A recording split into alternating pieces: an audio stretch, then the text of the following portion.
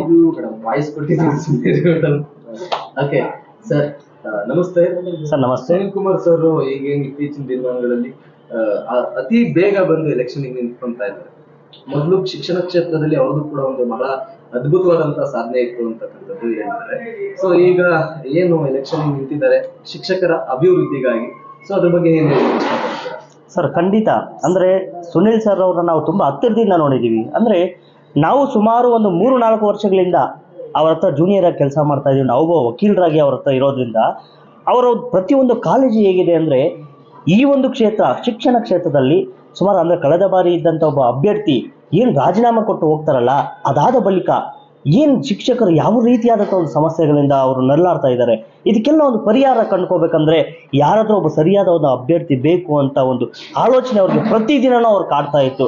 ನಾವು ನೋಡಿರುವ ಸಲುವಾಗಿ ಬಡವರಾಗಿರ್ಬೋದು, ಶಿಕ್ಷಕರಿಗಾಗಿರ್ಬೋದು, ನಿರ್ಗತಿಕರಾಗಿರ್ಬೋದು, ಎಲ್ಲರಿಗೂ ಸಹ ಈ ಒಂದು ದೇಶದಲ್ಲಿ ನ್ಯಾಯ ಕೊಡಿಸುವಲ್ಲಿ ಎತ್ತಿದ ಕೈ ಅಂದ್ರೆ ಅದು ಸುನಿಲ್ ಕುಮಾರ್ ಸರ್ ಅವರು. ಅದೇ ರೀತಿಯಾಗಿ ಈ ಶಿಕ್ಷಕರ ಕ್ಷೇತ್ರಕ್ಕೆ ಯಾಕೆ ಅವ್ರು ನಿಲ್ಲಬೇಕು ಅಂತಿದ್ದಾರೆ ಅಂದ್ರೆ, ಈ ಒಂದು ಕೋವಿಡ್ ಟೈಮಲ್ಲಿ ಆಗಿರ್ಬೋದು, ಅದರ ಹಿಂದೆ ಸಾಕಷ್ಟು ಸಮಸ್ಯೆಗಳಿಂದ ಶಿಕ್ಷಕರು ಇದ್ದಾರೆ. ಅದು ಎಲ್ಲದಕ್ಕೂ ಒಂದು ಪರಿಹಾರ ಕೊಡಬೇಕು ಅನ್ನೋ ಒಂದು ಹಂಬಲ, ಒಂದು ಆಸೆ, ಒಂದು ಹತಾಶೆ ಅವರಲ್ಲಿ ಇರೋದ್ರ ಕಾರಣದಿಂದ ಅವರು ಈ ಒಂದು ಶಿಕ್ಷಕರ ಕ್ಷೇತ್ರ ಏನು ಉಪಚುನಾವಣೆ ಬರ್ತಾ ಇದೆಯಲ್ಲ, ಇದ್ರಲ್ಲಿ ಕಂಟೆಸ್ಟ್ ಮಾಡಬೇಕು, ಶಿಕ್ಷಕರ ಪರವಾಗಿ ನಾನು ಇರಬೇಕು, ಶಿಕ್ಷಕರಿಗೋಸ್ಕರ ಕೆಲಸ ಮಾಡಬೇಕು ಅನ್ನುವಂಥ ಒಂದು ಪ್ರತಿಜ್ಞೆಯನ್ನು ಅವ್ರು ಮಾಡಿದ್ದಾರೆ. ಖಂಡಿತವಾಗ್ಲೂ ಅವ್ರು ಗೆಲ್ಲಬೇಕು ಅಂತೇಳಿ ನಾವು ಅಷ್ಟೇ ವಕೀಲರಾಗಿ, ಶಿಕ್ಷಕರಾಗಿ ಎಲ್ಲರೂ ಸಹಕಾರ, ಸಹಮತ ಎಲ್ಲನೂ ಕೊಡ್ತಾ ಇದೀವಿ. ಖಂಡಿತ ಅವ್ರು ಗೆಲ್ಲಬೇಕು ಅಂತೇಳಿ ನಾವೆಲ್ಲ ಸಹ ಹಾರಿಸ್ತಾ ಇದೀವಿ ಸರ್. ಓಕೆ ಸರ್, ಅಂದ್ರೆ ಇತ್ತೀಚಿನ ದಿನಮಾನಗಳಲ್ಲಿ ಏನ್ ಬಂದ್ರು ಸುನಿಲ್ ಸರ್ಗೆ ಆ ಒಂದು ಆಕಾಂಕ್ಷೆಗಳಿದೆ. ಮೊದ್ಲಿದ್ದಂತವ್ರಿಗೆ ಏನು ಮಾಡಿಲ್ವಾ? ಹಂಗಾದ್ರೆ ನಿಮ್ಮ ಪ್ರಕಾರ ಮೊದ್ಲಿದ್ದಂತವ್ರಿಗೆ ಒಂದು ಹೇಳ್ಕೊಂಡಿರೋ ಸಮಸ್ಯೆಗಳನ್ನ, ಹಾಗಾಗಿ ಸುನಿಲ್ ಸರ್ನ ಈ ಸಲ ಗೆಲ್ಸಬೇಕು ಅಂತೇಳಿ ಎಲ್ಲರಲ್ಲಿ ಕೇಳ್ಕೊಂತೀನಿ. ಓಕೆ, ಅಂದ್ರೆ ಏನೇನು ಅಭಿವೃದ್ಧಿಗಳನ್ನ ಅಂದ್ರೆ ಯೋಜನೆಗಳನ್ನ ಹಾಕೊಂಡಿದ್ದಾರೆ, ಅಷ್ಟು ಯೋಜನೆಗಳನ್ನ ಸಂಪೂರ್ಣವಾಗಿ ಅವರು ಮಾಡ್ತಾರೆ ಅಂತ ಅನ್ಸುತ್ತೆ ಸರ್. ಖಂಡಿತ. ಏಕೆಂದ್ರೆ ನೀವು ನೋಡ್ಬೋದು, ಸುನಿಲ್ ಸರ್ ಅವರ ಒಂದು ಕೆರಿಯರ್ ನೋಡಿದ್ರೆ ಎಂತ ಒಂದು ಪ್ರಕರಣಗಳು ಗೊತ್ತಾ? ಮಲ್ಲೇಶ್ವರಂ ಬಾಂಬ್ ಬ್ಲಾಸ್ಟ್ ಅಂತ ಹೇಳ್ಬಿಟ್ಟು ಒಂದು ಬಿಜೆಪಿ ಆಫೀಸ್ ಮುಂದೆ ಆಗುತ್ತೆ. ಯಾವುದೇ ಒಂದು ಹಣ ಪಡ್ಕೊಳ್ದೆ ಆ ಒಂದು ಮಗುಗೆ ಉಚಿತವಾಗಿ ಒಂದು ಕಾನೂನು ಹೋರಾಟ ಮಾಡಿ ಅವ್ರಿಗೆ 15 ಲಕ್ಷ ರೂಪಾಯಿ ಪರಿಹಾರ ಕೊಡಿಸೋದಂತ ಒಂದು ಸರ್ಕಾರದ ಒಂದು ಕೆಲಸ ಕೊಡಿಸೋದಾಗಿರ್ಬೋದು, ಸಾಕಷ್ಟು BSF ಸೋಲ್ಜರ್ಗೆ ಅವ್ರಿಗಾಗಿದ್ದ ಅನ್ಯಾಯಗಳಾಗಿರ್ಬೋದು, ಸಾಕಷ್ಟು ಬಡವ್ರಿಗೆ ಎಷ್ಟೋ ಉಚಿತವಂತ ಕೇಸ್ ಮಾಡಿಕೊಟ್ಟಿರೋದು. ಅಂದ್ರೆ ನಾವು ಏನ್ ನೋಡ್ಬೇಕಂದ್ರೆ ಅವರಲ್ಲಿ ಯಾವ ರೀತಿಯಾದ ಒಂದು ಮನಸ್ಥಿತಿ ಅವರಿಗೆ. ಖಂಡಿತ ಯಾರೋ ಒಬ್ಬ ಕಷ್ಟದಲ್ಲಿದ್ದಾರೆ, ಯಾರಿಗೋ ಒಬ್ಬರು ನಾವು ನಮ್ಮ ಕೈಯಲ್ಲಿ ಏನಾಗುತ್ತಾ, ನಾವು ಏನು ಮಾಡಬೇಕು ಅಂತ ಒಂದು ಹಂಬಲ, ಹತಾಶೆ ಅವರಲ್ಲಿ ಅತಿ ಹೆಚ್ಚು ಇದೆ. ಹಾಗಾಗಿ ಈ ಒಂದು ಯೋಜನೆಗಳನ್ನ ಏನು ಹಮ್ಮಿಕೊಂಡಿರ್ಲಿಲ್ವಾ, ಅಥವಾ ಶಿಕ್ಷಕರ ಕ್ಷೇತ್ರಕ್ಕೆ ಯಾವುದೇ ರೀತಿ ಅವರ ಒಂದು ಕೊಡುಗೆಗಳೇ ಇಲ್ವಾ ಸರ್? ಅಂದ್ರೆ ಅದರ ಬಗ್ಗೆ ಹೇಳ್ಬೇಕಾದ್ರೆ, ನಮ್ಮ ಮನೆಯಲ್ಲಿ ಶಿಕ್ಷಕರಿದ್ದಾರೆ, ನಮ್ಮ ತಂಗಿರಾಗಿರ್ಬೋದು, ನಮ್ಮ ಅಕ್ಕಂದರು, ನಮ್ಮ ಚಿಕ್ಕಪ್ಪ ಎಲ್ಲರೂ ಶಿಕ್ಷಕರಾಗಿದ್ದಾರೆ. ನಮ್ಮ ಕಣ್ಣು ಮುಂದೆ ನಾವು ನೋಡುತ್ತಿರುವ ಸಮಸ್ಯೆಗಳೆಂದರೆ ಸುಮಾರು ಈಗಾಗಲೇ ನಾವು ಏನು ಸುನಿಲ್ ಕುಮಾರ್ ಒಬ್ಬ ಮ್ಯಾನಿಫೆಸ್ಟೋವನ್ನು ಅವ್ರು ಇನ್ನೂ ಬಿಡುಗಡೆ ಮಾಡಿಲ್ಲ ಅನ್ಸುತ್ತೆ, ಎಲ್ಲ ರೆಡಿ ಆಗ್ತಾ ಇದೆ. ಅಂದ್ರೆ ಯಾವ ರೀತಿ ತಮ್ಮ ಒಂದು ಕಾರ್ಯವೈಖರಿಯನ್ನು ಮಾಡಬೇಕು, ಯಾವ ರೀತಿ ನಾನು ಗೆದ್ದ ನಂತರ ಏನೇನು ಶಿಕ್ಷಕರಿಗೆ ಮಾಡಬೇಕು ಅನ್ನೋದನ್ನ ಅವರೊಂದು ಲಿಸ್ಟ್ ಪಟ್ಟಿ ಮಾಡ್ಕೊಂಡಿದ್ದಾರೆ. ಆ ಒಂದು ಪಟ್ಟಿಗೂ ನಾವು ಇದುವರೆಗೂ ಕೇಳೇ ಇಲ್ಲ. ಶಿಕ್ಷಕರಿಗೂ ಈ ರೀತಿಯಾದಂಥ ಒಂದು ಸೌಲಭ್ಯಗಳು ಪಡ್ಕೋಬೋದಾ, ಈ ರೀತಿಯಾದಂಥ ಒಂದು ವಾಯ್ಸ್ ಔಟ್ ಮಾಡ್ಬೋದಾ ಸದನದಲ್ಲಿ ಅಂತ ನಮ್ಗೆ ನಿಜವಾಗ್ಲೂ ಗೊತ್ತಿರಲಿಲ್ಲ. ಇದು ಎಲ್ಲವನ್ನು ನಮ್ಗೆ ಅರ್ಥ ಮಾಡಿಸೋದು ಸುನಿಲ್ ಸರ್. ಹೌದು, ಶಿಕ್ಷಕರಿಗೂ ಇಂಥ ಒಂದು ಸಮಸ್ಯೆಗಳಿರ್ತದೆ, ಇಂತಹ ಸಮಸ್ಯೆಗಳಿಗೆ ಈ ರೀತಿಯಾದಂಥ ಪರಿಹಾರಗಳನ್ನು ಕಂಡುಕೊಳ್ಬೋದು ಅಂತ ಹೇಳ್ತಾ ಇರೋದು ಸುನಿಲ್ ಸರ್. ಹಾಗಾಗಿ ಇಂದಿನ ದಿನಗಳಲ್ಲಿ ಯಾವ ಅಭ್ಯರ್ಥಿ ಇದ್ರು ಅವ್ರು ಏನ್ ಮಾಡಿದ್ದಾರೋ ಬಿಟ್ಟಿದ್ದಾರೋ ನಮ್ಗೆ ಅರಿವಿಲ್ಲ. ಮೇಡಮ್, ಈಗ ಏನ್ ಸುನಿಲ್ ಕುಮಾರ್ ಸರ್ ಒಂದು ಶಿಕ್ಷಣ ಕ್ಷೇತ್ರಕ್ಕೆ ನಿಂತಿದ್ದಾರೆ ಎಲೆಕ್ಷನ್ಗೆ ಅಂತ, ಸೊ ಅದ್ರ ಬಗ್ಗೆ ಏನ್ ಹೇಳಲಿಕ್ಕೆ ಇಷ್ಟಪಡ್ತೀರಾ ಸರ್? ಅದು ಶಿಕ್ಷಣ ಕ್ಷೇತ್ರಕ್ಕೆ ಯಾವುದೇ ರೀತಿ ಶಿಕ್ಷಕರಿಗೆ ಅನಾನುಕೂಲತೆ ಅನ್ನೋದು ಜಾಸ್ತಿ ಇದೆ. ನಾವು ಇಲ್ಲಿ ಬೆಳವಣಿಗೆ ಆಗಬೇಕಂದ್ರೆ ಒಂದು ಶಿಕ್ಷಣ ಅನ್ನೋದೇ ಒಂದು ಇಂಪಾರ್ಟೆಂಟು. ಆ ಶಿಕ್ಷಕರಿಗೆ ಯಾವುದೇ ರೀತಿ ಅನುಕೂಲಗಳಿಲ್ಲ, ತುಂಬ ಅನಾನುಕೂಲತೆಗಳಿದೆ.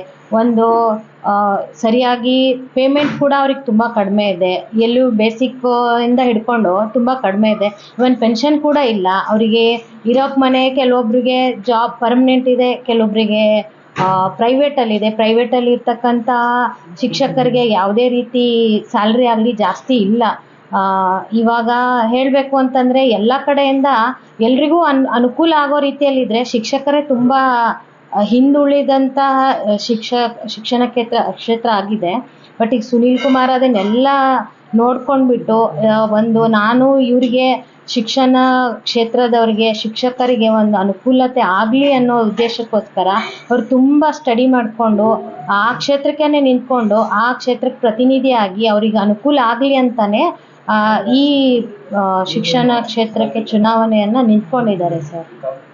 ಓಕೆ, ಅವರು ಕೆಲವು ಯೋಜನೆಗಳನ್ನೆಲ್ಲ ಅಂದ್ರೆ ಹಮ್ಮಿಕೊಂಡಿರ್ತಕ್ಕಂಥ ಯೋಜನೆಗಳಷ್ಟು ಕೂಡ ಶಿಕ್ಷಕರಿಗೆ ಬಹಳ ಉತ್ತೇಜನ ಕೊಡ್ತಕ್ಕಂಥದ್ದು, ಶಿಕ್ಷಕರಿಗೆ ಬಹಳ ಸ್ಪಷ್ಟವಾಗಿದ್ದಂತ ನಿಲುವು ನಿಂತ್ಕೊಳ್ಳೋದಕ್ಕೆ ಒಂದು ಅವಕಾಶ ಮಾಡ್ಕೊಂಡಿರುವಂತ ಯೋಜನೆಗಳನ್ನ ಹಾಕೊಂಡಿದ್ದಾರೆ. ಸೊ ಅದ್ರ ಬಗ್ಗೆ ಏನ್ ಹೇಳಿಕ್ಕೆ ಇಷ್ಟ? ಅವ್ರು ಹಾಕೊಂಡಿರ್ತಕ್ಕಂಥ ಯೋಜನೆಗಳು ಎಲ್ಲ ಕರೆಕ್ಟ್ ಆಗಿದೆ ಸರ್. ಯಾಕಂದ್ರೆ ಪ್ರತಿಯೊಂದು ಮಹಿಳಾ ಶಿಕ್ಷಕರಿಗೂ ಹಾಗೆ ಇದೆ. ಕೆಲವೊಂದು ಕಡೆ ಬಸ್ ಫೆಸಿಲಿಟೀಸುಗಳಿಲ್ಲ. ಇವಾಗ ವಿದ್ಯಾರ್ಥಿಗಳು ಹೆಂಗೋ ನಡ್ಕೊಂಡು ಬರ್ತಾರೆ, ಅದೇ ರೀತಿ ಶಿಕ್ಷಕರು ಕೂಡ ನಡ್ಕೊಂಡು ಹೋಗಿ ಎಲ್ಲಿಂದ ಎಲ್ಲೋ ಹೋಗಿ ಟ್ರಾವೆಲಿಂಗ್ ಮಾಡಿಕೊಂಡು ಶಿಕ್ಷಣವನ್ನು ಕೊಟ್ಟು ವಾಪಸ್ ಅವ್ರು ಇದಕ್ಕೆ ಬರಬೇಕಾದ್ರೂ ಅವ್ರಿಗೆ ತುಂಬ ಕಷ್ಟ ಇದೆ. ಅಲ್ಲಿ ಮನೆಗಳ ಫೆಸಿಲಿಟೀಸ್ ಇಲ್ಲ ಅವರಿಗೆ, ಮತ್ತು ಬಸ್ಸಿನ ಅನಾನುಕೂಲತೆಗಳಿದೆ. ಕೆಲವೊಂದು ಟೀಚರ್ಸ್ಗಳಿಗೆ ಎಲ್ಲೂ ಸರಿಯಾಗಿ ಕ್ಲಾಸ್ ರೂಮ್ಸ್ಗಳಿಲ್ಲ. ಅವ್ರಿಗೆ ಸಪ್ರೇಟಾಗಿ ಮೀಟಿಂಗ್ ಮಾಡೋಕ್ಕೆ ಅಂತಹ ಅಥವಾ ಕಾನ್ಫರೆನ್ಸ್ ಮಾಡೋಕ್ಕೆ, ಪೇರೆಂಟ್ಸ್ ಮೀಟಿಂಗ್ ಮಾಡೋಕ್ಕೆ ಅನುಕೂಲ ಆಗಲಿ ಅಂತ ಒಂದು ಶಾಲೆ ಕಟ್ಟಡ ಆಗಲಿ ಅಥವಾ ಒಂದು ಶಿಕ್ಷಕರಿಗೆ ಮಕ್ಕಳು ಯಾವ ರೀತಿ ವಿದ್ಯಾಭ್ಯಾಸ ಮಾಡ್ತಾರೆ ಮತ್ತು ಅವ್ರು ಯಾವ ರೀತಿ ಟೀಚಿಂಗ್ ಮಾಡ್ತಾರೆ ಅದನ್ನೆಲ್ಲ ತಿಳ್ಕೊಂಡ್ಬಿಟ್ಟೆ ಅವ್ರ ಒಂದು ಆ ಆಲೋಚನೆಗಳನ್ನು ಮಾಡಿಕೊಂಡು ಅದನ್ನೆಲ್ಲ ನಾನು ಮಾಡ್ತೀನಿ ಅನ್ನೋ ನಿಟ್ಟಿನಲ್ಲಿ ನಿಂತ್ಕೊಂಡಿದ್ದಾರೆ ಸರ್. ಓಕೆ, ಒಟ್ಟಾರೆಯಾಗಿ ಸುನಿಲ್ ಕುಮಾರ್ ಸರ್ಗೆ ಏನ್ ಹೇಳಿಕ್ಕೆ ಇಷ್ಟಪಡ್ತೀರಂದ್ರೆ ಏನು ಎಲೆಕ್ಷನ್ ಆದಷ್ಟು ಬೇಗ ಬರ್ತಾ ಇದೆ, ಸೊ ನಿಮ್ಮ ವಿಷಯ ಸರ್ ಹೇಳೋದಾದ್ರೆ ಅಥವಾ ನಮ್ಮ ಪ್ರೇಕ್ಷಕರಿಗೆ ಏನು ಹೇಳೋದಾದ್ರೆ? ಸರ್, ಪ್ರೇಕ್ಷಕರಲ್ಲಿ ಹೇಳೋದಂದ್ರೆ ಇಂಥ ವ್ಯಕ್ತಿನ ಆಯ್ಕೆ ಮಾಡಿಕೊಂಡು ಇವರು ಕಾನೂನಿನಲ್ಲಿ ತುಂಬ ನಾಲೆಜ್ ಇದ್ದವರು, ಹೊರಗಡೆ ಆಗಲಿ ತುಂಬ ನಾಲೆಜ್ ಇದ್ದಂಥ ವ್ಯಕ್ತಿ, ಮತ್ತು ಅಷ್ಟು ಮಿಕ್ಕಿ ಇವರು ಅಡ್ವೊಕೇಟ್ ಆಗಿ ಸುಪ್ರೀಂ ಕೋರ್ಟ್ ಅಡ್ವೊಕೇಟ್ ಆಗಿ ವರ್ಕ್ ಮಾಡ್ತಾರೆ, ಹೈಕೋರ್ಟ್ನಲ್ಲಿ ಅಡ್ವೊಕೇಟ್ ಆಗಿ ವರ್ಕ್ ಮಾಡ್ತಾರೆ. ಇಂಥ ವ್ಯಕ್ತಿನ ನಾವು ಆಯ್ಕೆ ಮಾಡಿದರೆ ಇಂಥ ವ್ಯಕ್ತಿಯಿಂದ ಒಂದು ಶಿಕ್ಷಣ ಕ್ಷೇತ್ರಕ್ಕೆ ತುಂಬ ಸಹಾಯ ಆಗುತ್ತೆ. ಈ ವ್ಯಕ್ತಿ ಯಾಕಂದರೆ ಈ ವ್ಯಕ್ತಿ ಪರ್ಟಿಕ್ಯುಲರ್ ಆಗಿ ಹೋರಾಟ ಮಾಡಿ ಅವ್ರಿಗೆಲ್ಲ ಒಂದು ಅನುಕೂಲ ಆಗೋ ಥರ ಮಾಡ್ತಾರೆ ಅನ್ನೋದೊಂದು ಹೋಪ್ಸ್ ಇದೆ ಸರ್. ಮಾಡೇ ಮಾಡ್ತಾರೆ. ಅದಕ್ಕೋಸ್ಕರ ನಾವು ವೀಕ್ಷಕರಲ್ಲಿ ಕೇಳ್ಕೋದಂದ್ರೆ ಇದು ಒಂದೇ, ಇಂಥ ವ್ಯಕ್ತಿನ ನಾವು ಆಯ್ಕೆ ಮಾಡಿಕೊಂಡ್ರೆ ನಾವು ಬೆಳಿತೀವಿ, ನಮ್ಮ ಕ್ಷೇತ್ರನೂ ಬೆಳೀತದೆ, ಜನರು ಬೆಳೀತಾರೆ ಅನ್ನೋದು ಒಂದೇ ವಿನಂತಿ ಸರ್.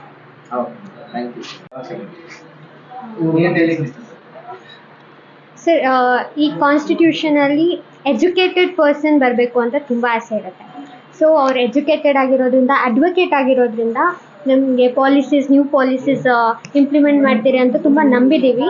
ಸೊ ನಮ್ಮ ವೋಟ್ ಅವರಿಗೇನೆ ಇರುತ್ತೆ. So we wish all the best for Sunil Kumar sir.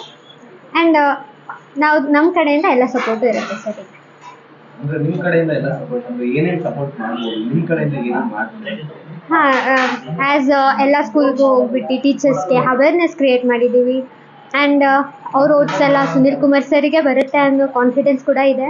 So ಅವರೇ ವಿನ್ ಆಗಲಿ ಅಂತಲೂ ನಾವು ವಿಶ್ ಮಾಡ್ತೀವಿ. So I hope he will win.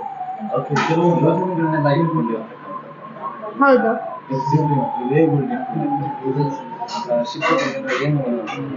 Teachers ಅವ್ರಿಗೆಲ್ಲ ಬೇರೆ ಬೇರೆ ತರದ ಒಂದು ಆಯೋಜನೆಗಳನ್ನ ಹಮ್ಮಿಕೊಂಡಿದ್ದಾರೆ. ನಾನು ಗೆದ್ರೆ ಈ ತರ ಎಲ್ಲ ಮಾಡ್ತೀನಿ. ಸೊ ಅದ್ರ ಬಗ್ಗೆ ಹೇಳಿ. ತುಂಬ ಖುಷಿ ಆಯಿತು ಸರ್. ಬಿಕಾಸ್ ಪೆನ್ಷನ್ ಮಾಡಿಸ್ತೀನಿ ಅಂತ ಹೇಳ್ತಿದ್ದಾರೆ ಟೀಚರ್ಸಿಗೆ. ಪ್ರೈವೇಟ್ ಸ್ಕೂಲಲ್ಲಿ ಯಾವುದೂ ಆಪರ್ಚುನಿಟೀಸ್ ಇಲ್ಲ ಈ ಥರ. ಮತ್ತು ಮೆಟರ್ನಿಟಿ ಲೀವ್ ಕೊಡಿಸ್ತೀನಿ ಅಂತ ಹೇಳಿದ್ದಾರೆ. ಆ್ಯಂಡ್ ಸ್ಯಾಲ್ರಿ ಹೈಕ್ ಕೂಡ ಮಾತಾಡಿದ್ದಾರೆ. ಸೊ ಇದೆಲ್ಲ ಆದರೆ ಟೀಚರ್ಸ್ ಫ್ಯಾಮಿಲೀಸ್ಗೂ ಹೆಲ್ಪ್ ಆಗುತ್ತೆ. ಆ್ಯಂಡ್ ಟೀಚರ್ಸ್ ಆಗಿ ಆಪ್ಟ್ ಮಾಡೋಕ್ಕೆ ಬೇರೆಯವರು ಮುಂದೆ ಬರ್ತಾರೆ, ಟೀಚರ್ಸ್ ಆಗಿ ವರ್ಕ್ ಮಾಡೋಕ್ಕೆ.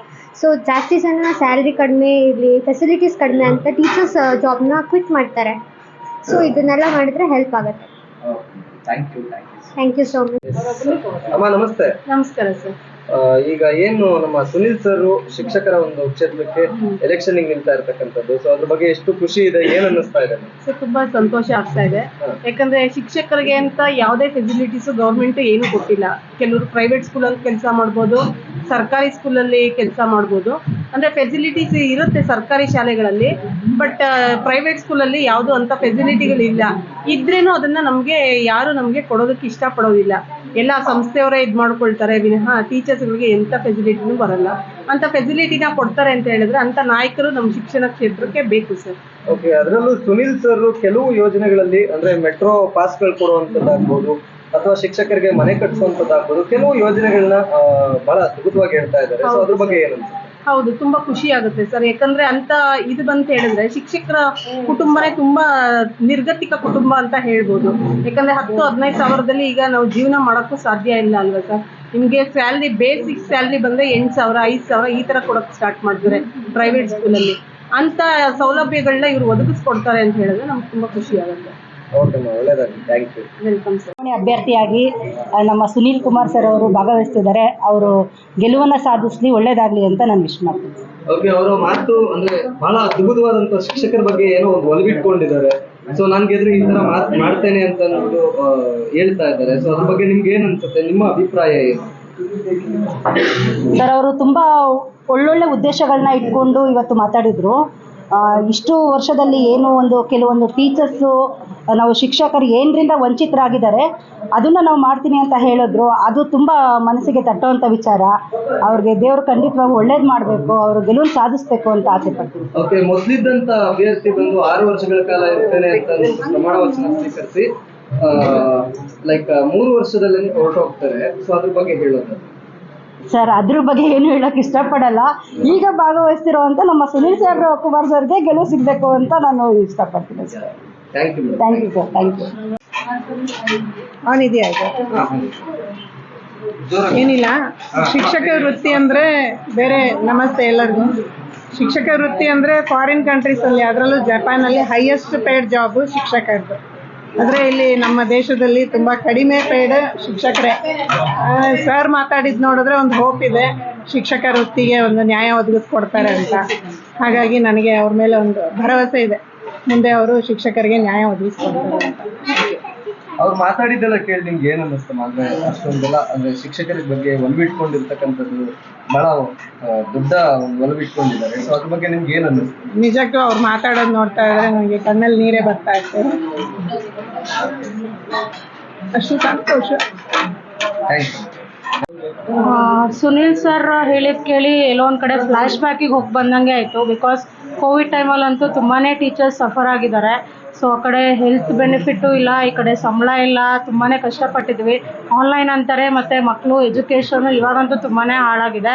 ಸೊ ಅದಕ್ಕೆಲ್ಲ ಕಾರಣ ಕೋವಿಡ್, ಮತ್ತು ನಮಗೆ ಏನೂ ಸಿಗದೇ ಇರೋದು ಅದು ಮೇಯ್ನ್ ಕಾರಣ ಆಗಿದೆ.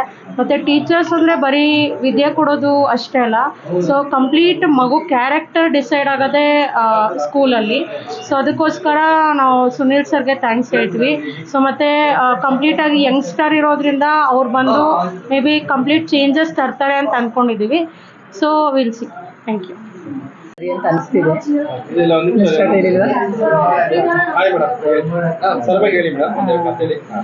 ಅದೇ ಸರ್ ಬಗ್ಗೆ ಈಗ ಅವರೆಲ್ಲ ಹೇಳ್ಕೊಂಡಂಗೆ ನಮಗೆ ಪರಿಚಯ ಏನು ಜಾಸ್ತಿನೇ ಆಯಿತು. ಮೊದಲೇ ಸ್ವಲ್ಪ ಅವ್ರ ಬಗ್ಗೆ ಪರಿಚಯ ಇತ್ತು, ಈಗ ಅವರು ಸ್ವಲ್ಪ ಹೇಳ್ಕೊಂಡಿರೋದ್ರಿಂದ ಸೊ ಅವರಂಥ ವಿದ್ಯಾವಂತರು ಈ ಕ್ಷೇತ್ರಕ್ಕೆ ಬಂದರೆ ಸೊ ಎಲ್ಲ ಶಿಕ್ಷಕರಿಗೂ ಹೆಲ್ಪ್ ಆಗುತ್ತೆ.